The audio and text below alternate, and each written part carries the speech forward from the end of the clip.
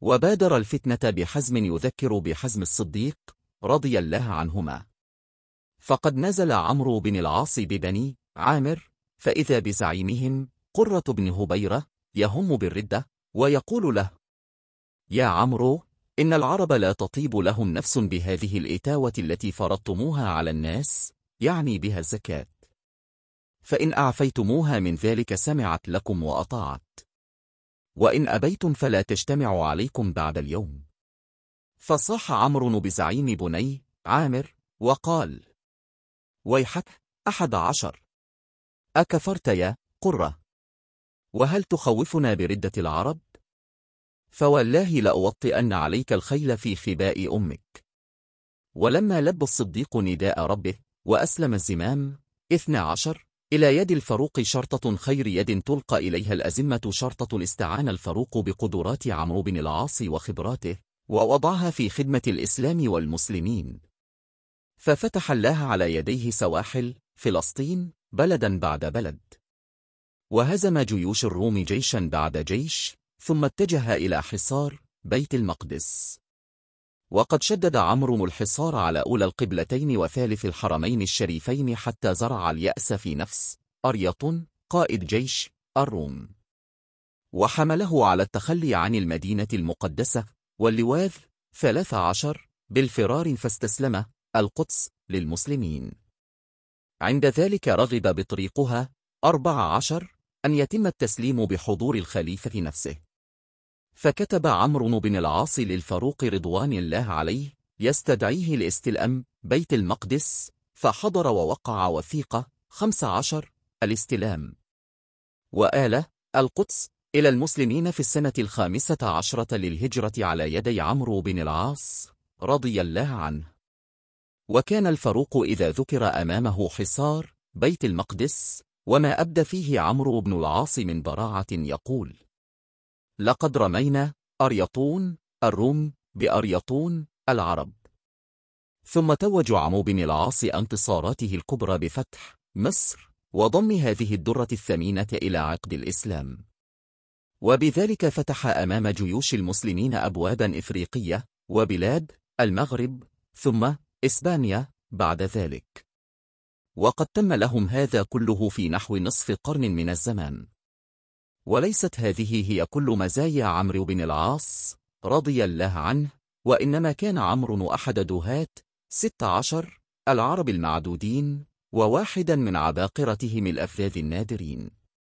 ولعل من أطرف صور دهائه وذكائه ما سلكه في فتح مصر، فقد ظل يغري الفاروق رضوان الله عليه بفتحها حتى أذن له، وعقد له على 4000 من جند المسلمين. فمضى عمرو بجنده لا يلوي على شيء 17، لكنه لم يمض على رحيله إلا وقليل حتى دخل عثمان بن عفان على عمر وقال له: يا أمير المؤمنين، إن عمرا لمقدام 18 جريء، وإن فيه حبا للإمارة، فأخشى أن يكون قد خرج إلى مصر في غير عدة ولا عدد فيعرض المسلمين للهلكة.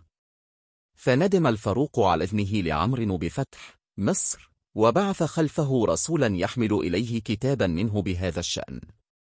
أدرك الرسول جيش المسلمين في رفح من أرض فلسطين، فلما علم عمرو بقدوم الرسول من عند الفاروق وأنه يحمل إليه كتابا منه، توجس 19 فيفة من الكتاب الذي معه، فما زال يتشاغل عن استقباله ويغذ 20 السير حتى بلغ قرية من عريش مصر. عند ذلك استقبله وأخذ الكتاب الذي جاء به وفضه، فإذا فيه: إن أدركك كتبي هذا قبل أن تدخل أرض مصر فارجع إلى موضعك، وإن كنت دخلت أرضها فامضي لوجهك. فدعا بالمسلمين وقرأ عليهم كتاب الفاروق وقال: ألستم تعلمون أننا في أرض مصر؟ فقالوا: بل. فقال: فلنمضي على بركة الله وتوفيقه. وكان أن فتح الله على يدي مصر. ومن طرائف ذكائه ودهائه أيضا أنه حين كان يحاصر أحد حصون مصر الممنعة 21 بعث بطريق الروم يطلب من قائد جيش المسلمين أن يبعث إليه برجل من عنده ليناظره ويفاوضه. فندب بعض المسلمين أنفسهم لذلك، لكن عمرا قال: إني سأكون رسول قومي إليه. ثم مضى إلى البطريق ودخل عليه الحصن على أنه مرسل من لدن 22 قائد المسلمين. التقى بطريق الروم بعمرو وهو لا يعرفه، ودار بينهما حوار نما عن 23 عبقرية عمرو وحنكته 24 وذكائه، فعزم بطريق الروم على الغدر به وزوده بعطية سنية 25، وأمر حراس الحصن بأن يقتلوه قبل مغادرته الخندق.